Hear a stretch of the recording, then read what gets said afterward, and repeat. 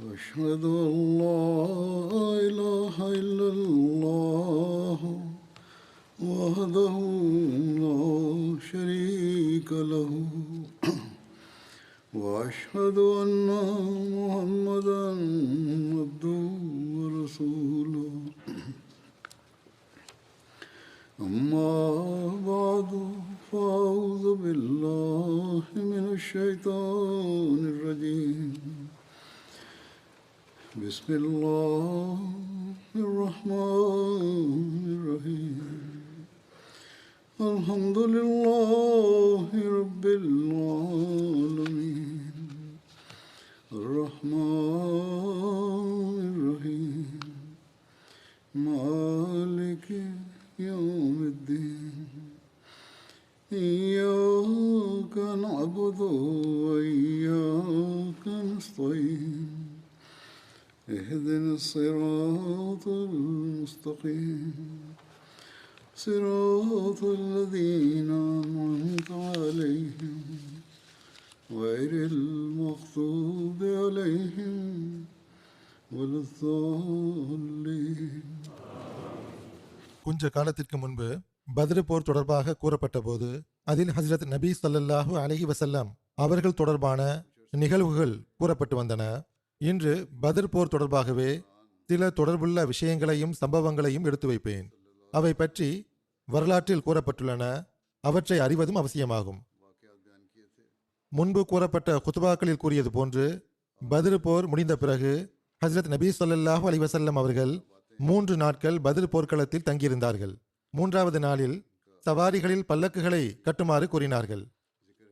ஹஜ்ரத் அப்துல்லா பின் ரவாஹா அவர்களையும் ஹஜ்ரத் ஜெயித் பின் ஹாரிசா அவர்களையும் பத்ர் வெற்றியின் நற்செய்தியை கூறுவதற்காக பத்ர் போர்க்களத்திலிருந்தே மதீனாவை நோக்கி அனுப்பி வைத்தார்கள்.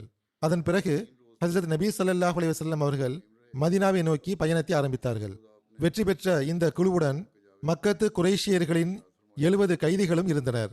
வரலாற்று நூல்களில் எழுதப்பட்டுள்ளதாவது, மதீனா செல்லும் வழியிலேயே அந்த கைதிகளில் 2 அவர்களின் கொடும் குற்றத்தின் காரணமாக அப்போதைய பொதுவான வழக்கத்திற்கேற்ப அவர்கள் கொல்லப்பட்டனர்.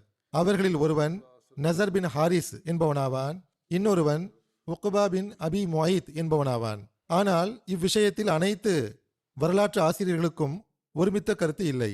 அல்லாமா இப்னு இஸ்ஹாக் கூறுகிறார், பத்ரிலிருந்து திரும்பும்போது ஹஜ்ரத் நபி ஸல்லல்லாஹு அலைஹி வஸல்லம் அவர்கள் சஃப்ரா எனுமிடத்தை அடைந்த போது நசர் பின் ஹாரிஸ் கொல்லப்பட்டான்.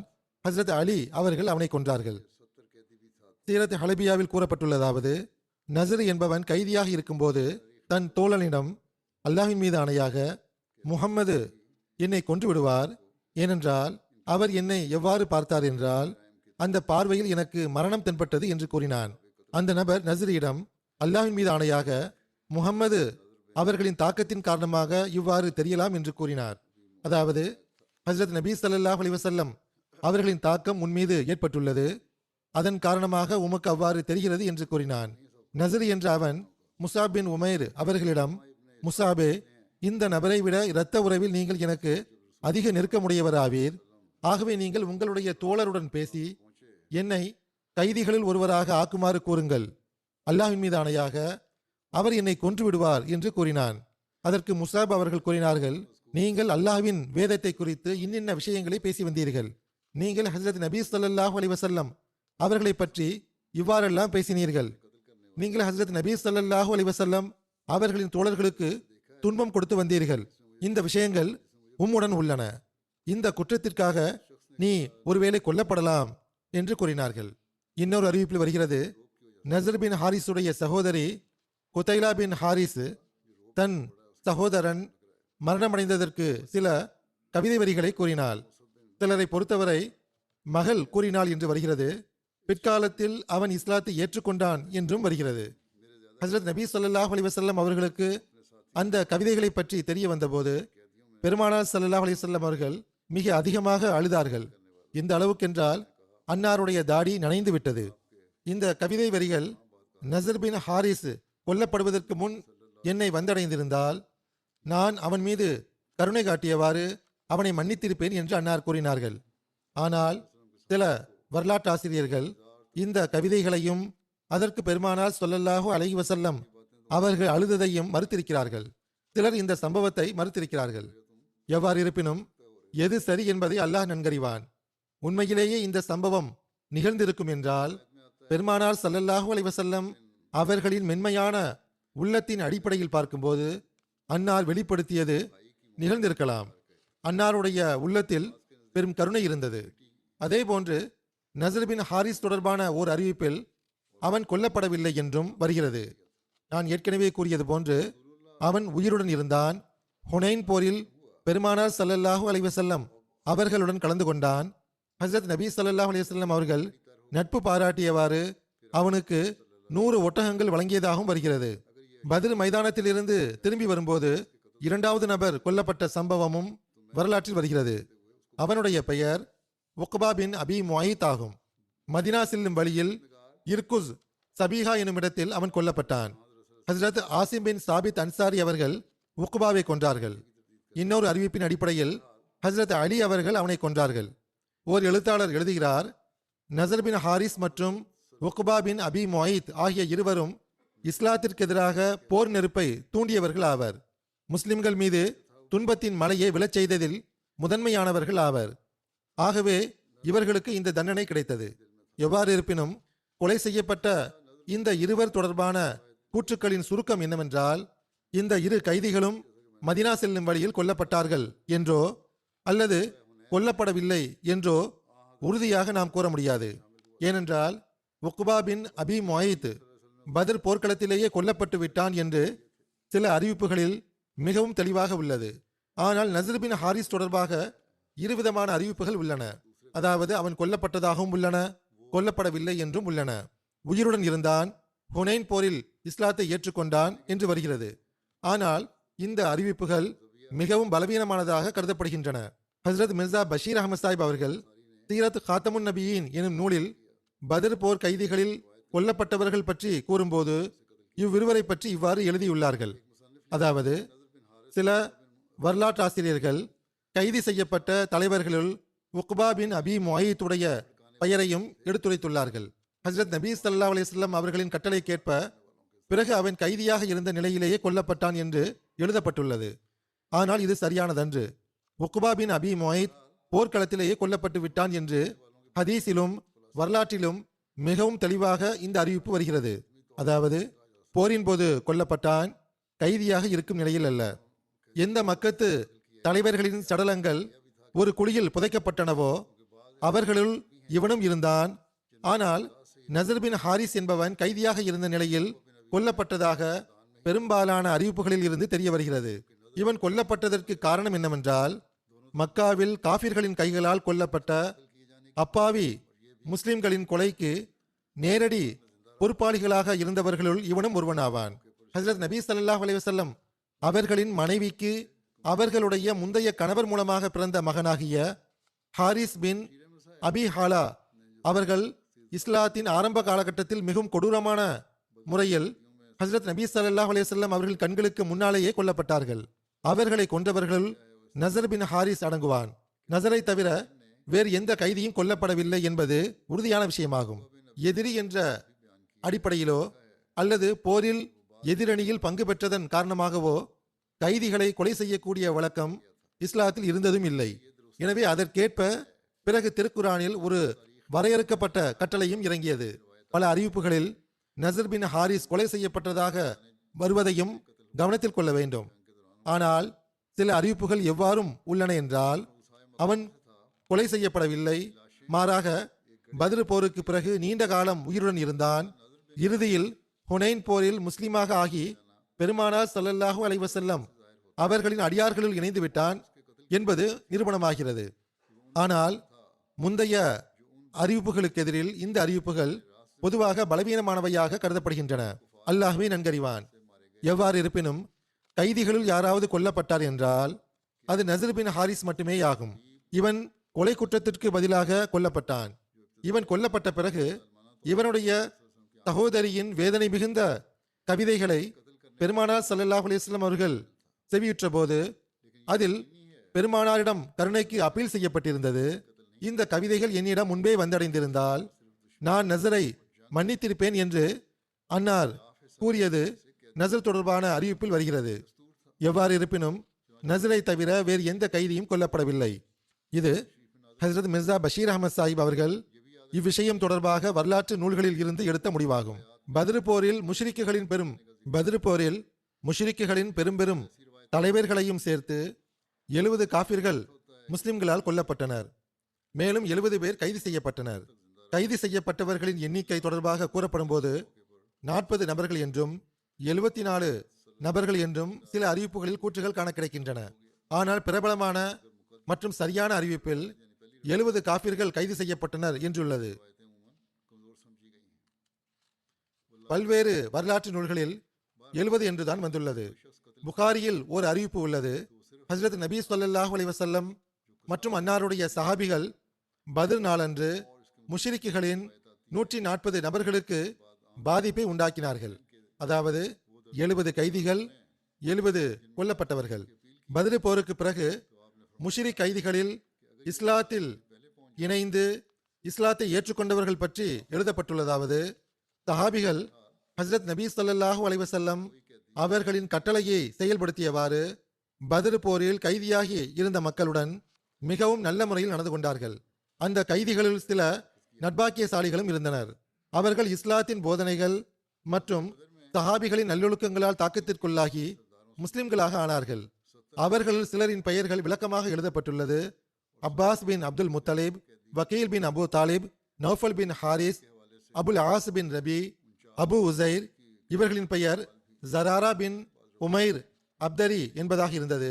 தாயிப் பின் அபு ஹுவைஷ், காலித் பின் ஹஷாம் மக்சூமி, அப்துல்லா பின் அபு சாயிப், முத்தலிப் பின் ஹன்தப், அபு அதா சஹமி, அப்துல்லா பின் உபை பின் கலஃப் ஜும்ஹை, வஹப் பின் உபை ஜும்ஹை, சுஹைல் பின் அம்ரி, அப்துல்லா பின் ஜுமா.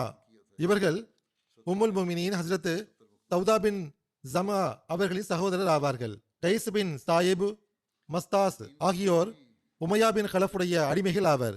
சாயிப் பின் உபைத் இவர்கள் அனைவரும் பத்ர் நாளில் தம் ஃபிதியாவை கொடுத்து இஸ்லாத்தை ஏற்றுக்கொண்டனர்.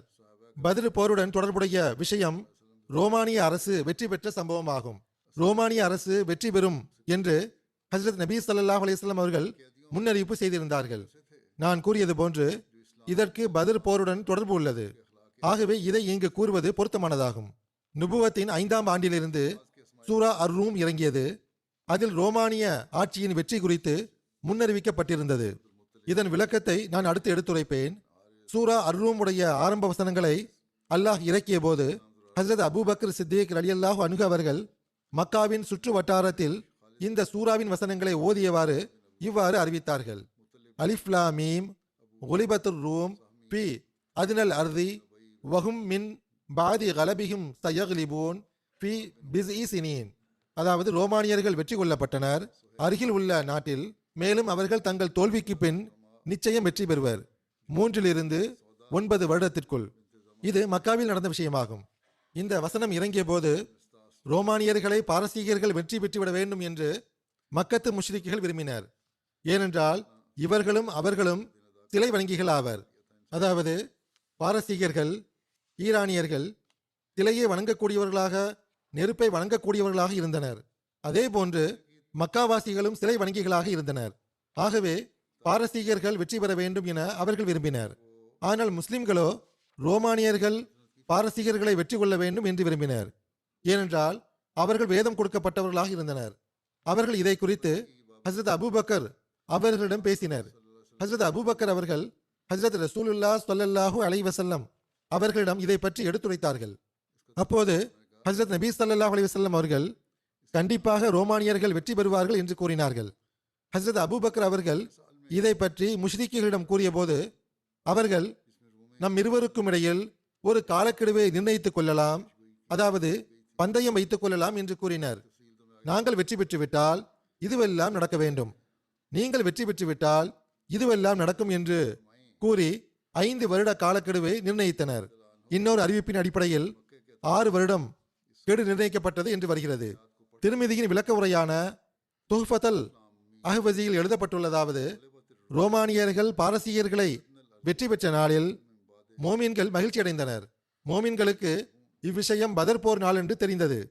ஹஜ்ரத் ஜிப்ரீல் அலைஹிஸ்ஸலாம் அவர்கள் இந்த வெற்றியின் செய்தியுடன் பத்ர் போரில் முஷ்ரிக்குகளுக்கு எதிராக முஸ்லிம்களுக்கு உதவி கிடைக்கும் என்ற நற்செய்தியையும் கொண்டு வந்தார்கள். ஆக இந்த வகையில் இதற்கு பத்ர் போருடன் தொடர்பு உள்ளது. எந்த நாளில் பத்ர் வெற்றி கிடைத்ததோ அதே நாளில் ரோமானியர்களின் வெற்றியின் நற்செய்தியும் கிடைத்தது. சஹி புகாரியின் ஓர் அறிவிப்பு உள்ளது. அதன் விளக்க உரையில் அல்லாமா பத்ருத்தீன் ஐனி அவர்கள் ரோமானியர்களின் வெற்றி தொடர்பான முன்னறிவிப்பு பற்றி எடுத்துரைத்தவாறு எழுதுகிறார்கள். பாரசீகர்கள் மற்றும் ரோமானியர்களுக்கு இடையில் போர் நடந்தபோது பாரசீகர்களை ரோமானியர்கள் வெற்றி கொண்டு விட வேண்டும் என்று முஸ்லிம்கள் விரும்பினர். ஏனென்றால் அவர்கள் வேதம் கொடுக்கப்பட்டவர்களாக இருந்தனர். ரோமானியர்கள் மீது முஸ்லிம்கள் ஏன் அனுதாபம் கொண்டனர் என்றால் ரோமானியர்கள் வேதம் கொடுக்கப்பட்டவர்களாக இருந்தனர். ஆனால் குறைஷிய காபிர்களோ பாரசீகர்கள் வெற்றி பெற்றுவிட வேண்டும் என்று விரும்பினர். ஏனென்றால் அவர்கள் சிலை வணங்கிகளாக இருந்தனர். குறைஷிய காபிர்களும் சிலைகளை வணங்கக்கூடியவர்களாக இருந்தனர். ஆகவே இவ்விஷயத்தில் ஹஸ்ரத் அபூ பக்ர் அவர்களுக்கும் அபூ ஜஹீலுக்கும் இடையே பந்தயம் ஏற்பட்டுவிட்டது. பிஸ்இ சினீன் என்று இங்கு வந்துள்ளது. பிஸ்இ என்பது 9 வருடம் அல்லது 7 வருடத்தை குறிக்கும். ஆகவே காலக்கெடுவை அதிகரித்துக் கொள்ளுங்கள் என்று ஹஜ்ரத் நபி ஸல்லல்லாஹு அலைஹி வஸல்லம் அவர்கள் கூறினார்கள். அவர்கள் அவ்வாறு செய்தார்கள். ஆகவே ரோமானியர்கள் வெற்றி பெற்று விட்டனர். அல்லாஹ் கூறுகின்றான், அலிஃப் லாம் மீம் குலிபத்திர் ரோம் பி அதுனல் அர்தி வஹும் மின் பாதி கலபிஹிம் சயக்லிபூன் பி பிஸ்இ சினீன் லில்லாஹில் அம்ரு மின் கப்லு வ மின் பாத் வ யௌமஇதி யஃப்ரஹுல் முஃமினீன் பி நஸ்ரில்லாஹ். அலிஃப் லாம் மீம், நான் அல்லாஹ் எல்லாம் அறிந்தவன். ரோமானியர்கள் வெற்றி கொள்ளப்பட்டனர் அருகில் உள்ள நாட்டில். மேலும் அவர்கள் தங்கள் தோல்விக்கு பின் நிச்சயம் வெற்றி பெறுவர். 3 to 9 வருடத்திற்குள் முன்பும் சரி பின்பும் சரி அல்லாஹ்வின் கட்டளையே செல்லுபடியாகும். மேலும் அந்நாளில் அல்லாஹ்வின் உதவியால் நம்பிக்கையாளர்களும் தம் வெற்றியால் மிகவும் மகிழ்வார்கள். ஷாபி கூறுகிறார், அந்நேரத்தில் பந்தயம் வைப்பது ஆகுமான விஷயமாக இருந்தது. ஹஜ்ரத் நபி ஸல்லல்லாஹு அலைஹி வஸல்லம் அவர்கள் எந்த சம்பவங்களை பற்றி முன்னறிவித்தார்களோ அவற்றுள் ரோமானியர்களின் பெரும் போர் வெற்றியை பற்றி மிக தெளிவான பகிரங்கமான முன்னறிவிப்பும் இருந்தது. அரேபியாவின் இரு புறங்களிலும் ரோமானியர்கள் மற்றும் பாரசீகர்களின் ஆட்சிகள் இருந்தன. அப்போது ஈரானில் ஹுஸ்ரு என்ற மன்னனும் ரோம் தேசத்தில் ஹெர்குல் என்ற மன்னனும் ஆட்சி புரிந்தனர். இந்த 2 அரசுக்கும் இடையில் ஒரு நீண்ட காலம் வரை கடும் யுத்தம் தொடர்ந்து கொண்டிருந்தது. நபித்துவத்தின் 5ஆம் ஆண்டான 614ஆம் ஆண்டில் இந்த இரு அண்டை அரசுகளுக்கிடையே ஒரு கடுமையான குருதி யுத்தம் ஆரம்பமானது. அப்போது இந்த இரு சமுதாயங்களிலும் எந்த ஒரு சமுதாயமும் இஸ்லாமிய மார்க்கத்தை ஏற்றுக்கொள்ளவில்லை என்றாலும் ரோமானியர்கள் ஹஜ்ரத் ஈசா அலைஹிஸ்ஸலாம் அவர்களை பின்பற்றக்கூடியவர்களாகவும் வேதம் கொடுக்கப்பட்டவர்களாகவும் இருந்தனர். அதேபோன்று ஈரானியர்களின் கொள்கை மக்கத்து முஷ்ரிக்குகளின் கொள்கையை ஒத்து இருந்ததன் காரணமாக முஸ்லிம்கள் ரோமானிய கிறிஸ்தவர்களுடனும் மக்கத்து முஷ்ரிக்குகள் ஈரானியர்களுடனும் அனுதாபம் கொண்டிருந்தனர். ஆகவே முஸ்லிம்களும் குரேஷிய காபிர்களும் போரின் முடிவை கடுமையாக எதிர்பார்த்து காத்திருந்தனர். இந்த இரு அரசுகளின் எல்லை கோடுகள் தஜல்லா மற்றும் ஃபராத் நதிகளின் கரைகளில் சந்தித்துக் கொண்டன. ரோமானிய ஆட்சி கிழக்கு திசையில் ஈராக், சிரியா, பாலஸ்தீனம், எகிப்து ஆகிய ஆசியாவின் பகுதிகளில் பரவி இருந்தது. ஈரானியர்கள் இரு பக்கமும் தாக்குதல் நடத்தினார்கள். அதாவது ஒருபுறம் அவர்கள் தஜல்லா மற்றும் ஃபராத் நதிகளின் கரைகளையொட்டி சிரியாவை நோக்கி முன்னேறினார்கள். இன்னொரு புறம் ஆசியாவின் ஆசர்பைஜான் திசையிலிருந்து ஆர்மீனியா வழியாக தற்போதைய அனத்தோலியாவில் நுழைந்தனர். 2 திசை வழியாகவும் ரோமானியர்களை பின்வாங்கச் செய்து கடலில் அவர்களை தள்ளிவிட்டார்கள். சிரியாவின் பகுதிகளில் அவர்கள் ஒவ்வொரு புனித இடங்களையும் கைப்பற்றி வந்தார்கள். ஒவ்வொரு நகரமாக ரோமானியர்களிடமிருந்து பிடுங்கிக் கொண்டிருந்தார்கள். 614ஆம் ஆண்டில் பாலஸ்தீனமும் அதன் புனித நகரமான ஜெருசலேமும் ஈரானியர்களின் கைக்குள் சென்று விட்டது. தேவாலயங்கள் இடிக்கப்பட்டன. புனித மத இடங்கள் அவமதிக்கப்பட்டன. ஈரானிய பேரரசரின் மாளிகையில் போரில் கொல்லப்பட்ட 30,000 வீரர்களின் தலை அலங்காரத்திற்காக வைக்கப்பட்டிருந்தது. ரோமானியர்கள் கொல்லப்பட்ட பிறகு அவர்களின் தலைகள் கோட்டையில் வைக்கப்பட்டிருந்தன. ஈரானிய வெற்றிகளின் இந்த பெருவெள்ளம் இன்னும் முன்னேறி சென்று 616ஆம் ஆண்டில் நைல் நதி பகுதி முழுவதையும், அதாவது எகிப்து நாட்டை சூழ்ந்து கொண்டது. இறுதியாக இந்த பெருவெள்ளம் அலெக்சாந்திரியாவின் கடற்கரையில் போய் தணிந்தது. இன்னொரு புறம் ஆசியாவின் அனைத்து பகுதிகளையும் தலைகீழாக புரட்டியவாறு பாஸ்போரஸின் கடற்கரையில் போய் நின்றது. மேலும் கான்ஸ்டன்டினோபிள் சுவற்றில் முட்டி நின்றது. ரோமானிய பேரரசின் தலைநகருக்கு முன்னால் வெற்றி நடை போட்ட ஈரானிய படை தம் கூடாரங்களை அமைத்துக் கொண்டது. இப்போது ஈராக், சிரியா, பாலஸ்தீனம், எகிப்து மற்றும் ஆசியாவின் பரந்த பகுதிகளில் ரோமானியர்களின் ஆட்சி கை நழுவி போய் ஈரானியர்களின் ஆட்சி நிலை பெற்று விட்டது. எல்லா இடங்களிலும் நெருப்பு கோயில்கள் கட்டப்பட்டன. ஹஜ்ரத் ஈசா அலி இஸ்லாம் அவர்களுக்கு பதிலாக நெருப்பையும் சூரியனையும் வணங்க வேண்டும் என்று கட்டாயப்படுத்தப்பட்டனர். ரோமானிய பேரரசின் இந்த அழிவை கண்டு அந்த பேரரசு பரவியிருந்த நாடெங்கிலும் அதற்கெதிராக கிளர்ச்சிகள் தோன்றிவிட்டன. ஆப்பிரிக்காவிலும் கலகம் தோன்றியது. கான்ஸ்டன்டினோபிளுக்கு அருகில் ஐரோப்பியாவின் பல்வேறு சமுதாயங்கள் போர்களில் மும்முரமாக மூழ்கிவிட்டன. சுருக்கமாக, அந்நேரத்தில் ரோமானிய ஆட்சி சுக்குநூறாக சிதைந்து விட்டது. எதிர்பார்ப்புக்கு எதிராக போரின் முடிவு வெளிப்பட்ட போது நிச்சயமாக முஸ்லிம்களுக்கு துக்கமும் காபிர்களுக்கு மகிழ்ச்சியும் ஏற்பட்டது. எங்களுடைய சகோதரர்கள் வெற்றி பெற்றது போல் நீங்கள் எங்களுடன் போர் செய்திருந்தால் நாங்களும் வெற்றி பெற்றிருப்போம் என்று அந்த காபிர்கள் முஸ்லிம்களை ஏளனம் செய்தனர். இது அந்நேரத்தில் இருந்த ரோமானியர்களின் பரிதாபகரமான நிலையை வெளிப்படுத்தக்கூடிய விஷயமாக உள்ளது. நாம் பார்த்தது போல் அவர்களின் நிலை மிக மோசமாக இருந்தது. அவர்கள் தம் கிழக்கு திசையின் ஒவ்வொரு அங்குல நிலத்தையும் இழந்திருந்தார்கள். கஜானா காலியாகி இருந்தது. படை சிதறுண்டு போயிருந்தது. நாட்டில் கிளர்ச்சிகள் மேலோங்கி இருந்தன. ரோமானிய பேரரசன் ஹெர்குலிஸ் எல்லா நேரமும் ஆடம்பர பிரியனாகவும் அக்கறை அற்றவனாகவும் சோம்பேறியாகவும் யூகங்களில் மூழ்கி இருப்பவனாகவும் இருந்தான். எதற்கும் தகுதியற்ற அரசனாக இருந்தான். ஈரானியர்களின் வெற்றி தளபதி கான்ஸ்டன்டினோபிள் உடைய வாசலை அடைந்து ரோமானியர்களுக்கு முன் சில நிபந்தனைகளை வைத்தான். அதாவது, ரோமானியர்கள் கப்பம் கட்ட வேண்டும் என்று கூறினான். 1000 டாலண்டு தங்கம், 1000 டாலண்டு வெள்ளி கொடுக்க வேண்டும் என்றான். டாலண்ட் என்பது முற்கால யூனானிய கொள்ளளவு ஆகும். தற்காலத்தில் ஏறக்குறைய 23 கிலோகிராம் எடைக்கு சமமானதாகும். 1000 பட்டு பைகள், 1000 குதிரைகள், 1000 கன்னி பெண்களை ஈரானியர்களுக்கு கொடுக்க வேண்டும் என்று கூறினான். ரோமானியர்கள் எந்த அளவுக்கு பலவீனமாகி விட்டார்கள் என்றால் அவர்கள் இந்த வெட்கக்கேடான நிபந்தனைகளை ஒப்புக்கொண்டு விட்டனர்.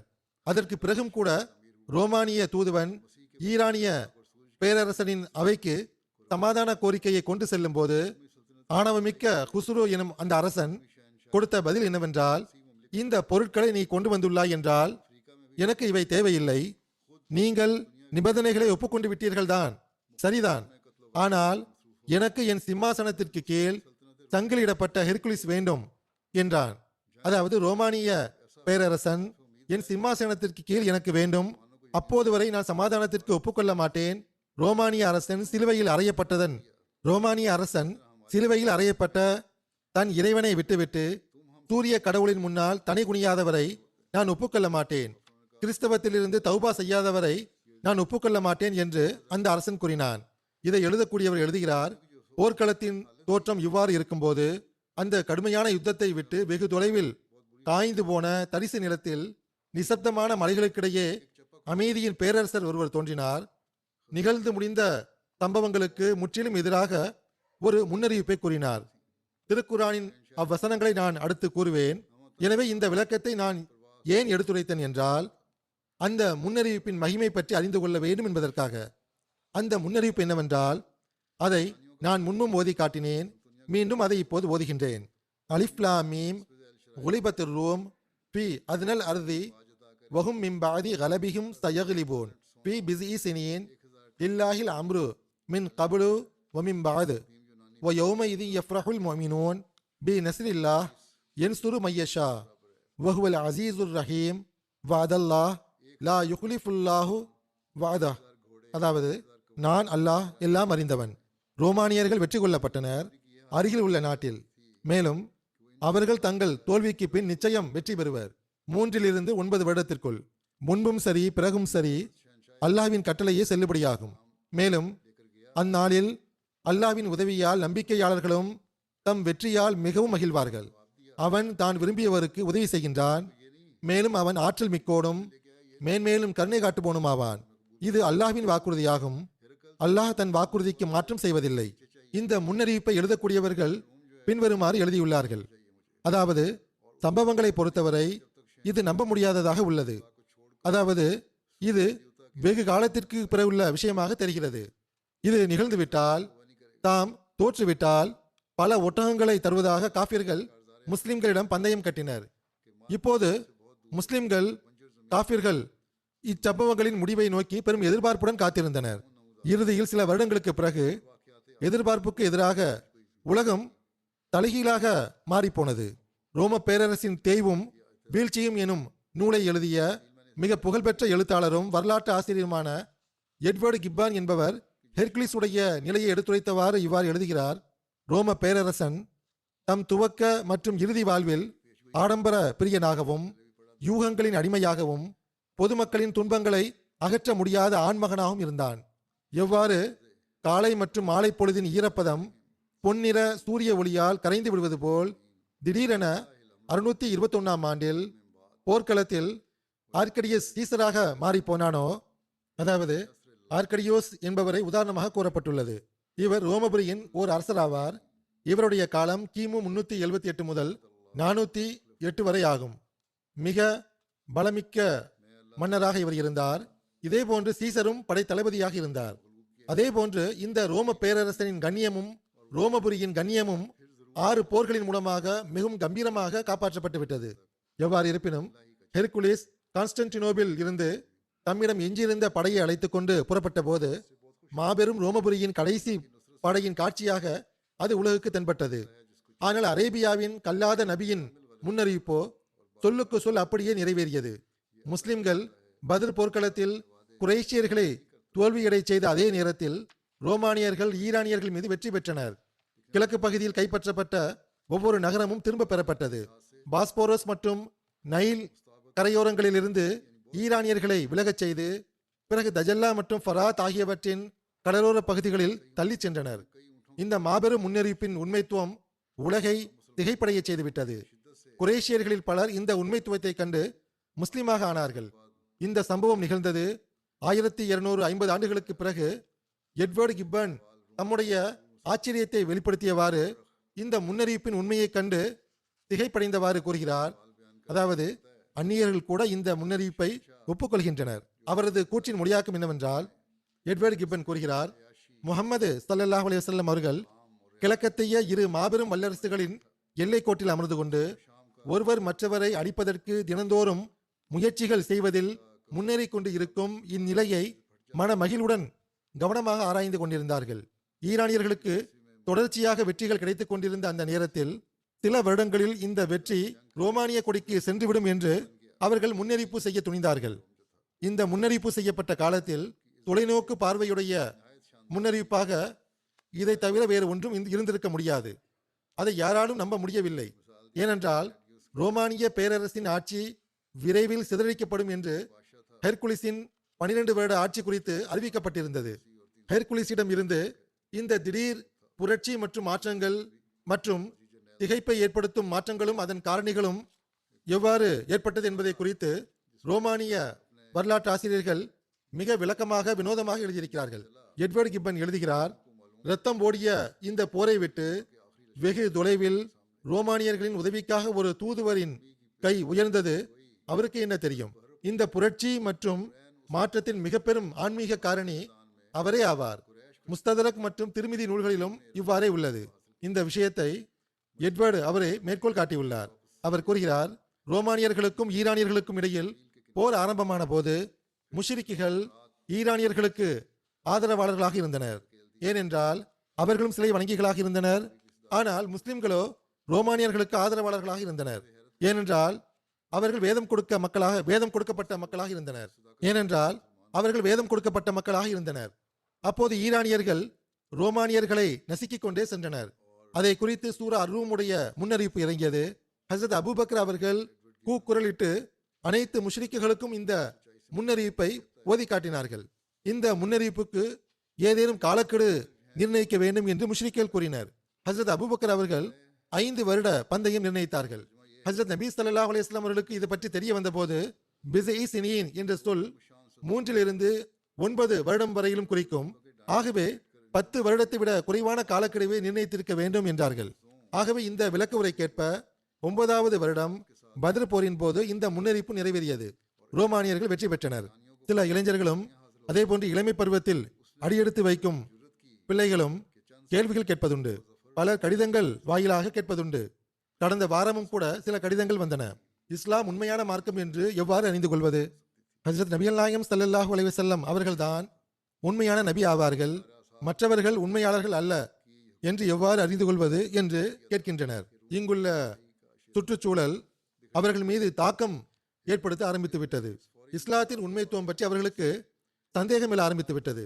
அவர்கள் இந்த வரலாறு மற்றும் அந்நியர்களின் வாக்குமூலத்தினால் திட நம்பிக்கை பெற்றுவிட முடியும். மேலும் இக்காலத்தை குறித்து திருக்குரான் கூறும் முன்னறிவிப்புகளையும் அவர்கள் பார்க்க வேண்டும். பெற்றோர்கள் தாமும் திருக்குரான் ஓத வேண்டும். தம்முடைய பிள்ளைகளுக்கும் இந்த முன்னறிவிப்புகளை காட்ட வேண்டும். இஸ்லாத்தின் உண்மைக்கு இது எவ்வாறு ஆதாரமாக உள்ளது என்று அவர்களுக்கு புரிய வைக்க வேண்டும். இஸ்லாத்தின் உண்மைக்கு ஆயிரக்கணக்கான சான்றுகள் உள்ளன. ஆனால் பெற்றோர்களும் இளைஞர்களும் தம் அறிவை வளர்த்துக் கொள்ள வேண்டிய தேவை உள்ளது. கேள்வி கேட்பது மட்டும் போதுமானதல்ல. கேள்வி கேட்க வேண்டும் என்றால் அத்துடன் அறிவை வளர்த்துக் கொள்ள முயற்சியும் செய்ய வேண்டும். இதே போன்று நம்முடைய கிளை அமைப்புகளும் இது சம்பந்தமாக அவர்களுக்கு அறிவு ஞானத்தை வழங்க வேண்டும். இந்த கேள்வி பலமுறை என்னிடம் கேட்கப்பட்டுள்ளது. எவ்வாறு இருப்பினும் இந்த விளக்கம் இங்கு அவசியமானதாக இருந்தது. எனவே இங்கு நான் எடுத்துரைத்தேன். இப்போது உண்மையான கருத்தின் பக்கம் நான் வருகிறேன். பத்ர் போர் ஹிஜ்ரத்தின் முதலாவது ஆண்டில், அதாவது நுபுவத்தின் 14ஆம் ஆண்டில் நடந்தது. அதற்கு 9 வருடத்திற்கு முன் என்பது நுபுவத்தின் 5ஆம் ஆண்டாகும். இந்த வகையில் பார்க்கும்போது முன்னறிவிப்பு செய்யப்பட்ட வருடம் நுபுவத்தின் 5ஆம் ஆண்டாகும். முன்னறிவிப்பு நிறைவேறிய வருடம் நுபுவத்தின் 14ஆம் ஆண்டாகும் அல்லது ஹிஜ்ரி 1ஆம் ஆண்டாகும். சிலர் இந்த முன்னறிவிப்பு நிறைவேறிய வருடம் ஹுதைபியா சமாதான ஒப்பந்தம் செய்யப்பட்ட வருடம் என்று கூறுகின்றனர். அதாவது ஹிஜ்ரி 6ஆம் ஆண்டு என்று கூறுகின்றனர். ஆனால் இது சரியானதன்று. இஸ்லாத்தின் தூது செய்தியை கொண்டு சென்ற ஹஜ்ரத் நபி ஸல்லல்லாஹு அலைஹி வஸல்லம் அவர்களின் தூதுவர் கைசரிடம் சென்றபோது வெற்றிக்கு நன்றி கூறும் விதமாக அந்த கைசர் அப்போது சிரியா வந்திருந்தார் என்று சஹீ புகாரி போன்றவற்றில் உள்ளது. ஹுதைபியா சமாதான உடன்படிக்கைக்கு பிறகு தூதுவர் அனுப்பப்பட்டார் என்பது வெளிப்படை. இதனால் மக்கள் ஏமாந்திருக்கலாம். ஆனால் வெற்றி கிடைத்த வருடம் அதுதான் என்று மக்கள் புரிந்துவிட்டனர். ஆனால் இது தவறாகும். அது வெற்றி கிடைத்த வருடம் கிடையாது, மாறாக வெற்றியை கொண்டாடிய வருடமாகும். அப்போது அந்த கைசர் வெற்றியை கொண்டாட அங்கு வந்திருந்தார். எவ்வாறு இருப்பினும் வரலாற்றுடன் பொருந்தி பார்க்கும்போது நிரூபணமாவது என்னவென்றால் 609ஆம் ஆண்டில் பெருமானார் ஸல்லல்லாஹு அலைஹி வஸல்லம் அவர்கள் தோன்றினார்கள். 610ஆம் ஆண்டில் ரோம் மற்றும் பாரசீகத்திற்கு இடையில் சண்டை சச்சரவு ஆரம்பித்தது. 613இல் போர் அறிவிக்கப்பட்டது. 614இல் ரோமானியர்களின் தோல்வி ஆரம்பமானது. 616இல் ரோமானிய தோல்வி முழுமை பெற்றது. 622இல் ரோமானியர்கள் மீண்டும் தாக்குதல் செய்ய ஆரம்பித்தனர். 623இல் அவர்களின் வெற்றி ஆரம்பமானது. 625இல் அவர்களின் வெற்றி முழுமையடைந்தது. இந்த வரிசை கிரமத்தில் பார்க்கும்போது இந்த முன்னறிவிப்பின் சிறப்பம்சம் இவ்வாறு வெளிப்படுகின்றது. அதாவது தோல்வியின் ஆரம்பம் முதல் வெற்றியின் ஆரம்பம் வரை கணக்கிட்டு பார்த்தால் அது 9 வருடமாக உள்ளது. தோல்வியின் நிறைவு முதல் வெற்றியின் நிறைவு வரை கணக்கிட்டு பார்த்தாலும் அதுவும் 9 வருடங்களாக உள்ளன.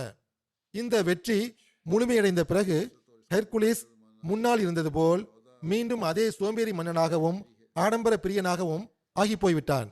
இயற்கையின் கை இந்த முன்னறிவிப்பை முழுமைப்படுத்தும் பொருட்டு சில வருடங்களுக்காக மட்டும் அவனது உள்ளத்தையும் மூளையையும் விழிப்பூட்டி அவனது கைகளை சுறுசுறுப்பாக்கியது போல் தெரிகிறது. முன்னறிவிப்பு நிறைவேறிய பிறகு முன்பிருந்த அதே ஆரம்பமும் சோம்பேறித்தனமும் அவனை மீண்டும் கவனமின்மையின் படுக்கையில் தூங்கச் செய்துவிட்டது. இந்த அனைத்தையும் அல்லாமா ஷிப்லி நோமானி அவர்கள் வரலாற்று நூலில் எழுதியிருக்கிறார்கள். ரோமானியர்களின் வெற்றி குறித்து வரலாற்றில் சில இடங்களில் கருத்து வேறுபாடு காணப்படுகிறது. அதே ஹசரத் மிர்சா பஷீர் அஹமத் சாஹிப் அவர்கள் எவ்வாறு தீர்த்துள்ளார்கள் என்றால், சில அறிவிப்புகளில் ரோமானியர்களின் வெற்றி ஹுதைபியா சமாதான ஒப்பந்த காலம் என்று கூறப்பட்டுள்ளது. ஆனால் இந்த இரு அறிவிப்புகளும் ஒன்றுக்கொன்று எதிரானது அல்ல. உண்மையிலேயே ரோமானியர்களின் வெற்றி காலம் பத்ர் போரிலிருந்து ஹுதைபியா சமாதான ஒப்பந்த காலம் வரை நீண்டு கொண்டு செல்கிறது என்று அவர்கள் விளக்கமளித்துள்ளார்கள். ஹஜ்ரத் முஸ்லிம் மவுது ரலியல்லாஹு அன்ஹு அவர்கள் கூறுகிறார்கள், ஹஜ்ரத் நபி ஸல்லல்லாஹு அலைஹி வஸல்லம் அவர்கள் மக்காவில் இருக்கும்போது ஈரானியர்கள் ரோமானியர்களை தோற்கடித்து விட்டனர் என்ற செய்தி அரேபியாவில் பிரபலமடைந்தது. இதை கேட்டு மக்காவாசிகளும் மிகவும் மகிழ்வுற்றனர். நாமும் முஷ்ரிக்கள் ஆவோம், ஈரானியர்களும் முஷ்ரிக்கள் ஆவர் என்று அவர்கள் மகிழ்ச்சி அடைந்தனர். ஈரானியர்கள் ரோமானியர்களை தோல்வியுறச் செய்தது ஒரு நல்ல சகுனமாக கருதப்பட்டது. அதன் பொருள் என்னவென்றால், மக்காவாசிகளும் ஹஜ்ரத் முஹம்மது ரசூலுல்லா ஸல்லல்லாஹு அலைஹி வஸல்லம் அவர்கள் மீது வெற்றி பெற்று விடுவார்கள் என்று அதற்கு பொருள் கொள்ளப்பட்டது. ஆனால் ஹஜ்ரத் முஹம்மது ஸல்லல்லாஹு அலைஹி வஸல்லம் அவர்களின் இறைவனோ இவ்வாறு கூறினான்: அலிஃப் லாம் மீம் குலிபத்துர் ரூம் பி அதுனல் அர்தி வஹும் மின் பாதி கலபிஹிம் சயக்லிபூன் பி பிஸ்இ சினீன். ரோமானிய ஆட்சி சிரியாவின் பகுதியில் தோல்வியடைந்து விட்டதுதான். ஆனால் இந்த தோல்வியை நீங்கள் ஒரு முடிவாக கருத வேண்டாம். தோல்விக்கு பிறகு 9 வருட காலகட்டத்திற்குள் ரோமானியர்கள் மீண்டும் வெற்றி பெற்று விடுவார்கள் என்று கூறப்பட்டது. இந்த முன்னறிவிப்பு கூறப்பட்ட பிறகு மக்காவாசிகள் பெரும் பெரும் ஏளனம் செய்தனர். எந்த அளவுக்கு என்றால், ஹஜ்ரத் அபூபக்கர் ரலியல்லாஹு அன்ஹு அவர்களிடம் சில காஃபிர்கள் 100 ஒட்டகங்களை பந்தயமாக கட்டினர். இந்த அளவு தோல்வியுற்ற பிறகும் கூட ரோம் முன்னேறினால் நாங்கள் உங்களுக்கு 100 ஒட்டகங்கள் தருவோம், இல்லை என்றால் நீங்கள் எங்களுக்கு 100 ஒட்டகங்களை தர வேண்டும் என்று அவர்கள் கூறினர். வெளிப்படையாக பார்க்கும்போது இந்த முன்னறிவிப்பு நிறைவேறுவதற்கான சாத்தியம் இருப்பதாக தெரியவில்லை. சிரியாவின் தோல்விக்கு பிறகு ரோமானிய படை தொடர்ச்சியாக பல தோல்விகளை கண்டு பின்வாங்கிக் கொண்டே சென்றது. எந்த அளவுக்கு என்றால், ஈரானிய படைகள் மர்மரா கடலின் கரையோரம் வரை முன்னேறிவிட்டது. கான்ஸ்டன்டைனோபில் ஆசிய அரசாட்சிகளுடனான தன் தொடர்பை கான்ஸ்டன்டைனோபில் முற்றிலும் தொலைத்திருந்தது. ரோமானிய பேரரசு ஒரு சிற்றரசாக மாறியிருந்தது. ஆனால் இறைவனின் கூற்று நிறைவேற இருந்தது. அது நிறைவேறியது. மிகவும் நிராசையடைந்த நிலையில் இருந்த ரோமானிய அரசன் தம் படை வீரர்களுடன் இறுதி தாக்குதலுக்காக கான்ஸ்டன்டைனோபிலை விட்டு புறப்பட்டான். ஆசியாவின் கடலோர பகுதிக்கு சென்று ஈரானியர்களுடன் ஒரு தீர்க்கமான போர் செய்தான். ரோமானிய படை வீரர்கள் எண்ணிக்கை பொறுத்தவரையிலும் தளவாடங்களை பொறுத்தவரையிலும் குறைவான எண்ணிக்கையில் இருந்த போதிலும் திருக்குரானின் முன்னறிவிப்புக்கேற்ப ஈரானியர்கள் மீது வெற்றி பெற்றனர். ஈரானியர்கள் எப்படி ஓடிப்போனார்கள் என்றால், ஈரானிய எல்லைப் பகுதிக்கு சென்றுதான் அவர்களின் பாதங்கள் நின்றன. பிறகு ஆப்பிரிக்கா மற்றும் ஆசியாவில் வெற்றி கொள்ளப்பட்ட நாடுகள் மீண்டும் ரோமானிய ஆட்சியால் வெற்றி கொள்ளப்பட்டு அதன் கட்டுப்பாட்டுக்குள் வந்தன. ஹஜ்ரத் மசீமோத் அலைஹிஸ்ஸலாத்து வஸ்ஸலாம் அவர்கள் கூறுகிறார்கள், ஹஜ்ரத் அபூபக்கர் ரலியல்லாஹு அன்ஹு அவர்கள் அபூ ஜஹிலுடன் பந்தயம் வைத்துக் கொண்ட போது திருக்குரானின் முன்னறிவிப்பை அடிப்படையாக ஆக்கிக் கொண்டார்கள். அது என்னவென்றால், அலிஃப் லாம் மீம் குலிபத்திர் ரூம் பி அதுனல் அர்தி வஹும் மின் பாதி கலபிஹிம் சயக்லிபூன் பி பிஸ்இ சினீன். 3 வருட காலக்கெடுவை நிர்ணயித்துக் கொண்டார்கள். அப்போது பெருமானார் ஸல்லல்லாஹு அலைஹி வஸல்லம் அவர்கள் முன்னறிவிப்பின் நிலையை உணர்ந்து கொண்டு தொலைநோக்கு பார்வையுடன் செயல்பட்டவாறு காலக்கெடுவை மாற்றியமைக்குமாறு ஹஜ்ரத் அபூபக்கர் ரலியல்லாஹு அன்ஹு அவர்களுக்கு உடனடியாக கட்டளையிட்டார்கள். பிஸ்இ சினீன் என்ற சொல் பொதுவாக 9 வருட காலகட்டத்திற்காக கூறப்படும் என்று கூறினார்கள். ஹஜ்ரத் மசீமோத் அலைஹிஸ்ஸலாத்து வஸ்ஸலாம் அவர்கள் மேற்கொண்டு கூறுகிறார்கள், ஹஜ்ரத் நபி ஸல்லல்லாஹு அலைஹி வஸல்லம் அவர்களின் காலத்தில் ஈரானியர்கள் முஷ்ரிக்காக இருந்தார்கள். ஆனால் ரோமானிய பேரரசன் கைசர் கிறிஸ்தவனாக இருந்தான். உண்மையில் அவன் ஓரிரை கொள்கையுடையவனாக இருந்தான். முஸ்லிம்கள் அவனுக்கு சாதகமாக இருந்ததற்கு இதுவும் ஒரு காரணமாகும். அன்னார் கூறுகிறார்கள், ரோமானிய கைசர் கிறிஸ்தவனாக இருந்தான். உண்மையில் அவன் ஓரிரை கொள்கையுடையவனாக இருந்தான். ஹஜ்ரத் ஈசா அலைஹிஸ் ஸலாம் அவர்களை இறை மகனாக அவன் நம்பவில்லை. அவனுக்கு முன்னால் ஹஜ்ரத் ஈசா அலைஹிஸ் ஸலாம் அவர்கள் குறித்து திருக்குரான் கூறிய விஷயங்கள் எடுத்து வைக்கப்பட்ட போது என்னை பொறுத்தவரையில் ஹஜ்ரத் ஈசா அலைஹிஸ் ஸலாம் அவர்களின் தொடர்பாக திருக்குரான் கூறிய அந்தஸ்தை விட கடுகளவு அதிக அந்தஸ்து கிடையாது என்று அவன் பதில் கூறினான். ஹதீஸிலும் இதற்கான சான்று புகாரி நூலில் உள்ளது. அதாவது, இது தௌராத் கூறிய அதே செய்திதான் என்று நான் சாட்சி கூறுகிறேன். ஹஜ்ரத் ஈசா அலைஹிஸ் ஸலாம் அவர்களின் அந்தஸ்து இறை தூதரை விட அதிகமில்லை என்று அவன் கூறினான். அப்போது இந்த வசனம் இறங்கியது. அலிஃப் லாம் மீம் குலிபத்திர் ரூம் ஃபி அதுனல் அர்தி வஹும் மின் பாதி கலபிஹிம் சயக்லிபூன் ஃபி பிஸ்இ சினீன் லில்லாஹில் அம்ரு மின் கப்லு வ மின் பஅது வ யௌமைதி யஃப்ரஹுல் முஃமினூன். அதாவது, ரோமானியர்கள் இப்போது வெற்றி கொள்ளப்பட்டனர். ஆனால் அவர்கள் கொஞ்ச காலத்திற்குள், அதாவது 9 வருடத்திற்குள் வெற்றி பெறுவர். ஹஜ்ரத் நபி ஸல்லல்லாஹு அலைஹி வஸல்லம் அவர்கள் இரு அரசுகளின் ஆற்றலை கணித்து விட்டார்கள். ஆகவே தொலைநோக்கு பார்வையுடன் இந்த முன்னறிவிப்பை செய்தார்கள் என்று கிறிஸ்தவர்கள் மிகவும் விஷமத்தனத்துடன் கூறுகிறார்கள். அதே போன்று நாம் கூறுவது என்னவென்றால், ஹஜ்ரத் ஈசா அலைஹிஸ் ஸலாம் அவர்களும் நோயாளிகளை காணும்போது கணித்துக் கொள்வார்கள். எந்த நோயாளிகள் நலம் பெற வாய்ப்புள்ளதோ அவர்களுக்கு சிகிச்சை அளிப்பார்கள். இங்கு ஹஜ்ரத் மசீஹ் மவ்ஊத் அலைஹிஸ்ஸலாத்து வஸ்ஸலாம் அவர்கள் அந்த மக்களின் ஆட்சேபனைகளை எடுத்து கூறி அதை ஒப்பிட்டு காட்டுகிறார்கள். அதற்கு பிறகு அன்னார் அதற்கான உண்மையான பதிலை கூறினார்கள். அன்னார் கூறுகிறார்கள், இவ்வாறு அவர்களின் கைகளை விட்டு எல்லா அற்புதங்களும் கை நழுவி சென்றுவிடும். யௌமைதி யஃப்ரஹுல் மோமினூன், அந்நாளில் நம்பிக்கை கொண்டவர்களுக்கு இரு மகிழ்ச்சிகள் உள்ளன. ஒன்று பத்ர் யுத்தத்தின் வெற்றி, இன்னொன்று ரோமானிய படை வெற்றி பெறும் என்ற முன்னறிவிப்பு. ரோமானிய போர் குறித்து அனுமானித்திருக்கலாம் என்று கூறப்படும் என்றால், பத்ர் யுத்தத்தின் நிலைகள் அனுமானிக்கும் அளவுக்கு இல்லையே. அதனுடைய வெற்றியின் நற்செய்தியும் அதன் கூடவே இருந்தது. இந்த இரு நற்செய்திகளும் ஒன்றாக இருந்தன. மேற்கொண்டு அன்னார் கூறுகிறார்கள், திருக்குரான் பல முன்னறிவிப்புகளால் நிறைந்து காணப்படுகிறது. உதாரணமாக ரோம் மற்றும் ஈரானிய ஆட்சியை குறித்து ஒரு மாபெரும் முன்னறிவிப்பு திருக்குரானில் உள்ளது. இந்த முன்னறிவிப்பு எப்போது செய்யப்பட்டது என்றால், சூரியனையும் சந்திரனையும் நெருப்பையும் வணங்கும் ஆட்சியாளர்கள் ஒரு போரில் ரோமானிய ஆட்சியை தோற்கடித்து அவர்களுடைய நாட்டில் ஒரு சிறு இந்த முன்னறிவிப்பு எப்போது செய்யப்பட்டது என்றால், சூரியனையும் சந்திரனையும் நெருப்பையும் வணங்கும் ஆட்சியாளர்கள் ஒரு போரில் ரோமானிய ஆட்சியை தோற்கடித்து அவர்களுடைய நாட்டின் ஒரு நிலப்பகுதியை கைப்பற்றி இருந்த காலத்தில். அப்போது மக்கத்து முஷ்ரிக்குகள் பாரசீகர்களின் வெற்றியை தமக்கு நல்ல சகுனமாக கருதினார்கள். பாரசீக சமுதாயம் படைப்புகளை வணங்குவதில் நம்முடன் இணைந்துள்ளதால், அதே போன்று வேதம் கொடுக்கப்பட்டோரின் ஷரியத்துடன் ஒத்துள்ள ஷரியத்தை கொண்ட தம்மிடத்தில் வந்த நபியை தாமும் அழித்து விடலாம் என்று அவர்கள் கருதினர். அப்போது இறைவன் திருக்குரானில் இந்த முன்னறிவிப்பை இறக்கினான். இறுதியில் ரோம பேரரசு வெற்றி பெற்றுவிடும் என்று கூறினான். ரோம் வெற்றியை குறித்து முன்னறிவிப்பை உள்ளடக்கியதாக இது இருந்ததால் இந்த சூறாவுக்கு சூரா அர்-ரூம் என பெயர் வைக்கப்பட்டது. அரேபிய முஷ்ரிக்குகள் ஈரானிய ஆட்சியின் வெற்றியை தம் வெற்றிக்கான ஓர் அடையாளமாக கருதினார்கள். ஆகவே எந்த நாளில் மீண்டும் ரோம் வெற்றி பெறுமோ அந்த நாளில் முஸ்லிம்களும் முஷ்ரிக்களை வெற்றி பெறுவார்கள் என்ற விஷயத்தையும் இந்த முன்னறிவிப்பில் இறைவன் கூறிவிட்டான். இதை குறித்து உள்ள திருக்குரானின் வசனம் என்னவென்றால், அலிஃப் லாம் மீம் குலிபத்திர் ரூம் ஃபி அத்னல் அர்தி வஹும் மின் பஅதி கலபிஹிம் சயக்லிபூன் ஃபி பிஸ்இ சினீன் லில்லாஹில் அம்ரு மின் கப்லு வ மின் பஅது வ யௌமஇதி யஃப்ரஹுல் முஃமினூன். அதாவது, நான் அல்லாஹ் எல்லோரையும் விட நன்கு அறிந்தவன். ரோமானிய ஆட்சி அருகில் உள்ள நாட்டில் வெற்றி கொள்ளப்பட்டது. மேலும் அவர்கள் 3 to 9 வருடத்திற்குள் ஈரானிய அரசை வெற்றி பெறுவர். மேலும் அந்நாள் நம்பிக்கையாளர்களுக்கும் மகிழ்ச்சியின் நாளாக இருக்கும். ஆகவே அவ்வாறே நிகழ்ந்தது. 3 வருடத்திற்கு பிறகு 9 வருடத்திற்குள் ஈரானிய ஆட்சியை ரோமானிய ஆட்சி மீண்டும் வெற்றி கொண்டது. அந்த நாளில்தான் முஸ்லிம்களும் முஷ்ரிக்குகளை வெற்றி பெற்றனர். ஏனென்றால் அது பத்ர் போர் நாளாக இருந்தது. அதில் இஸ்லாமியர்களுக்கு வெற்றி கிடைத்தது. பிறகு அன்னார் கூறுகிறார்கள், இது எந்த அளவுக்கு வியப்பை தரும் மகத்துவமிக்க முன்னறிவிப்பு என்று இப்போது கவனித்து பாருங்கள். எவ்வாறான நேரத்தில் இந்த முன்னறிவிப்பு செய்யப்பட்டது என்றால், முஸ்லிம்களின் பலவீனமான நிலையோ மிகவும் பரிதாபகரமான நிலையில் இருந்தது. எந்த பொருட்களும் முஸ்லிம்களிடம் இருக்கவில்லை, எந்த ஆற்றலும் இருக்கவில்லை. அவ்வாறான நேரத்தில் இவர்கள் அழிந்து நாசமாகி போவார்கள் என்று எதிரிகளும் கூட கூறினர். ஒரு காலக்கெடுவும் வகுக்கப்பட்டது.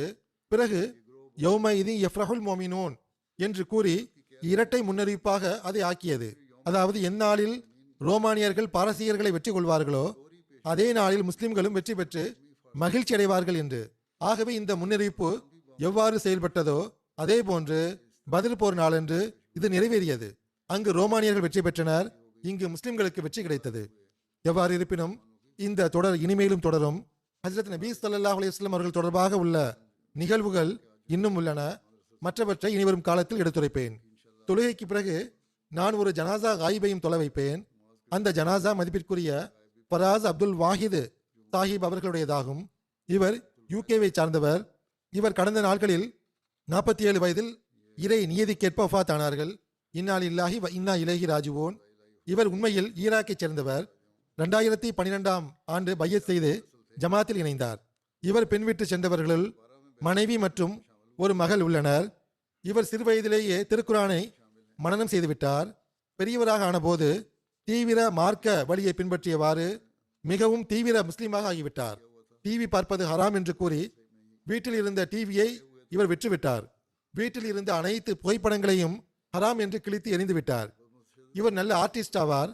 அதாவது, ஒரு மௌலவியிடம் மார்க்க அறிவை கற்றுக்கொண்ட போது முற்றிலும் மார்க்க வெறியராக ஆகிப்போனார். மேலும் எல்லாவித படங்களை வரைவதில் இருந்தும் விலகிவிட்டார். ஆயினும் அவருடைய உள்ளத்தில் சந்தேகம் இருந்தது. தான் உண்மையில் உள்ளேனா இல்லையா என்ற சந்தேகம் இருந்தது. இஸ்லாம் உண்மையானதா இல்லையா என்ற சந்தேகம் இருந்தது. ஒரு கிறிஸ்தவ நண்பர் அவருடைய வகுப்பு தோழராக இருந்தார். கொஞ்ச காலத்திற்கு பிறகு அவரால் தாக்கத்திற்குள்ளானார். இஸ்லாத்தை குறித்து சந்தேகங்களும் அவருடைய உள்ளத்தில் இருந்தன. கேள்விகளுக்கான பதில்கள் கிடைக்காததன் காரணமாக இவர் கிறிஸ்தவராக ஆகிவிட்டார். பிறகு கொஞ்ச காலத்திற்கு பிறகு ஹஜ்ரத் நபி ஸல்லல்லாஹு அலைஹி வஸல்லம் அவர்கள் மீது கொண்ட நேசம் மிகைத்து மீண்டும் ஒரு இஸ்லாத்தை ஏற்றுக்கொண்டார். எவ்வாறு இருப்பினும் மர்ஹூம் அவர்கள் நன்கு செயல்படக்கூடியவராகவும் நன்கு நூல்களை வாசிக்கக்கூடிய பழக்கமுடையவராகவும் இருந்தார்கள். யூனிவர்சிட்டி ஆஃப் பஸ்ராவில் டிகிரி பெற்றுள்ளார்கள். அங்குள்ள காலேஜ் ஆஃப் பிசினஸ் அட்மினிஸ்ட்ரேஷன் மற்றும் எக்கனாமிக்ஸிலும் கல்வி கற்றுள்ளார்கள். மொழிகளை கற்பதில் ஆர்வம் இருந்தது. ஆகவே ஆங்கில மொழியை நன்கு கற்றுள்ளார்கள். பிரெஞ்சு, ஸ்பானிஷ், ஜெர்மன் ஆகிய மொழிகளையும் கற்றுள்ளார். ஓரளவுக்கு ரஷ்யன் மொழியையும் அறிவார். 2009ஆம் ஆண்டு தம் மனைவியுடன் இங்கு UK ஷிஃப்ட் ஆகிவிட்டார். இங்கு வந்த பிறகு அல்லாஹ் அவருக்கு ஒரு மகளை வழங்கினான். பிரிட்டன் வந்த பிறகு ஃபராஸ் சாஹிப் அவர்கள் ஏதேச்சியாக MTA அல் அரபியாவை பார்த்தார்கள். அதில் அவர்களின் கேள்விகளுக்கான பதில்கள் கிடைக்க ஆரம்பித்தன. இறுதியில் ஹஜ்ரத் மஸீஹ் மவ்ஊத் அலைஹிஸ்ஸலாத்து வஸ்ஸலாம் அவர்களின் உண்மைத்துவம் அவரது உள்ளத்தில் எந்த அளவு குடிகொண்டு விட்டது என்றால், ஹஜ்ரத் மஸீஹ் மவ்ஊத் அலைஹிஸ்ஸலாத்து வஸ்ஸலாம் அவர்கள் பெருமானார் ஸல்லல்லாஹு அலைஹி வஸல்லம் அவர்களை புகழ்ந்து எழுதிய கசீதாக்களை பெரும்பாலும் முணுமுணுத்துக் கொண்டே இருப்பார்கள். அந்த காலகட்டத்தில் தான் அவர் தம் கனவில் ஹஜ்ரத் 4வது கலிஃபத்துல் மஸீஹ் அவர்களை கண்டார். அன்னார் ஒரு பெரிய வெள்ளை நிற பள்ளிவாசலில் சொற்பொழிவாற்றுகிறார்கள். மேலும் அன்னாருடைய அருளுக்குரிய முகத்திலிருந்து ஒளி வெளிப்படுகிறது. பிறகு ஓர் அழகிய இளைஞனை கண்டார். அந்த இளைஞன் பத்திரிகை பிரதிநிதியை போன்று மைக்ரோபோனில் ஹஜ்ரத் மஸீஹ் மவ்ஊத் அலைஹிஸ்ஸலாத்து வஸ்ஸலாம் அவர்களை அழகிய பெயரால் நினைவு கூர்ந்தவாறு அன்னாரை பின்பற்றுமாறு மக்களை வலியுறுத்துகிறார். இறுதியில் மர்ஹூம் அவர்கள் இதன் அடிப்படையில் 2012இல் பையத் செய்தார். ஷீஃபீல்டை சார்ந்த டாக்டர் பிலால் தாஹிர் சாஹிப் அவர்களுடன் தொடர்பு ஏற்பட்டது. அவர்கள் மூலமாக பையத்துக்கான விண்ணப்பம் அனுப்பி வைத்தார். பிறகு அவர்களுடன் சேர்ந்து ஜமாத்தின் பல்வேறு நூல்களையும் கேள்வி பதில்களையும் படித்தறிந்தார். மேலும் வெகு விரைவிலேயே ஜமாத்தின் கொள்கை கோட்பாட்டை குறித்து பிரச்சாரம் செய்யக்கூடிய மனிதராகவும் ஆட்சேபனைகளுக்கு பதிலளிக்கக்கூடியவராகவும் ஜமாத்தின் மீது செய்யப்படும் ஆட்சேபனைகளுக்கு அறிவுபூர்வமாக பதிலளிக்கும் தாக்கம் கொண்டவராகவும் ஆகிவிட்டார். ஜோர்டானிலிருந்து எசன் ரபாபா சாஹிப் எழுதுகிறார், சகோதரர் ஃபராஸ் அப்துல் வாஹித் சாஹிப் மிக நல்ல அகமதியாக இருந்தார். ஜமாத் நூல்களை படிப்பவராக இருந்தார். எதிரிகளுக்கும் முர்த்ததுகளுக்கும் பதிலளித்து வந்தார்கள். அவர்கள் உண்மையான முறையில் இஸ்லாம் அகமதியத்தை பாதுகாக்கக்கூடியவராக இருந்தார். ஃபேஸ்புக்கில் அகமதி அன்பர்கள் அவரை அகமதியத்தின் குதிரைப்படை வீரர் என்று அழைத்து வந்தனர்.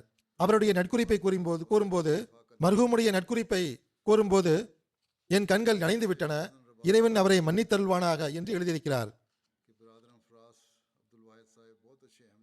தமீம் அபு திகா சாஹிப் கூறுகிறார், ஃபராஸ் சாஹிப் அவர்கள் அசாதாரணமாக ஆய்வு மேற்கொள்ளக்கூடியவராகவும் அரபி, ஆங்கிலம் ஆகிய மொழியாக்கங்களிலும் அம்மொழிகளில் எழுதுவதிலும் மிகச் சிறந்த திறமை பெற்றிருந்தார்கள். ஜமாத்தின் வெப்சைட்டில் கேள்விகளுக்கு பதில் கூறக்கூடிய குழுவின் சுறுசுறுப்பான உறுப்பினராக இருந்தார்கள். அவர்களின் பதில்கள் எப்பொழுதும் முழுமையானதாகவும் சான்றுகளை கொண்டதாகவும் இருக்கும். அதற்கு வலுப்படுத்தும் வகையில் அவர்களது பதிலில் ஜமாத் மற்றும் ஜமாத் அல்லாத அரபி, ஆங்கில நூல்களின் சான்றுகளும் குறிப்பிடப்பட்டிருக்கும். சில அரேபிய முர்த்ததுகளும் எதிரிகளும் குழப்பத்தை ஏற்படுத்திய போது மர்ஹூம் ஃபராஸ் சாஹிப் அவர்கள் அவர்களின் ஆட்சேபனைகளுக்கு பதில் கொடுக்கக்கூடியவர்களாகவும் அவர்களை எதிர்த்து நிற்கக்கூடியவர்களாகவும் அதில் முன்னணியில் இருப்பவர்களாகவும் இருந்தார்கள். தம் முழுமையான ஈமான் மற்றும் தம் முழுமையான நேசத்தின் காரணமாக மிக தீவிரமாக ஜமாத்தையும் ஹிலாஃபத்தையும் பாதுகாப்பவர்களாக இருந்தார்கள். டாக்டர் ஐமான் அவுதே சாஹிப் கூறுகிறார், சகோதரர் மர்ஹூம் ஃபராஸ் அப்துல் வாஹித் சாஹிப் அவர்களின் விரிவான ஞானம் மற்றும் அசாதாரணமான புத்திசாலித்தனம் ஆகியவை அவர்களது கட்டுரைகள் மற்றும் எழுத்துக்களின் வாயிலாக குறிப்பாக அறியப்படுகின்றன.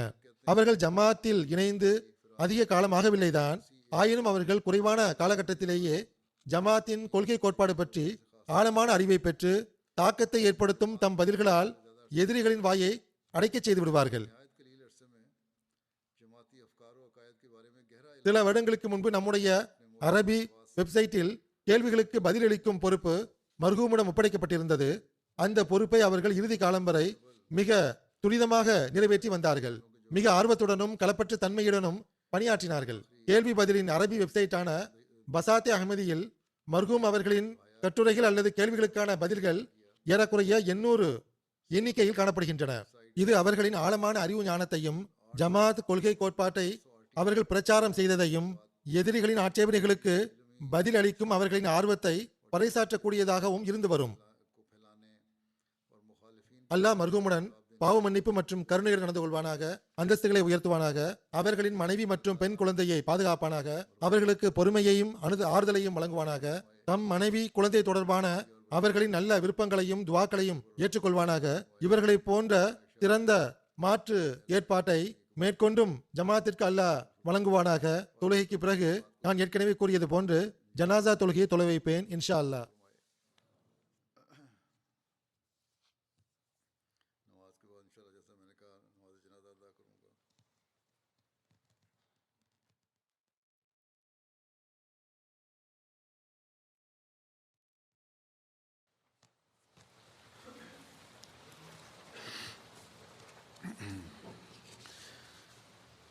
الحمد لله نحمده ونستعينه ونستغفره ونؤمن به ونتوكل عليه ونعوذ بالله من شرور أنفسنا ومن سيئات أعمالنا من يهده الله فلا مضل له ومن يضلل فلا هادي له ونشهد أن لا إله إلا الله ونشهد أن محمدا عبده ورسوله عباد الله رحمكم الله إن الله يأمر بالعدل والإحسان وإيتاء ذي القربى وينهى عن الفحشاء والمنكر والبغي يعظكم لعلكم تذكرون اذكروا الله يذكركم وادعوه يستجب لكم ولذكر الله أكبر.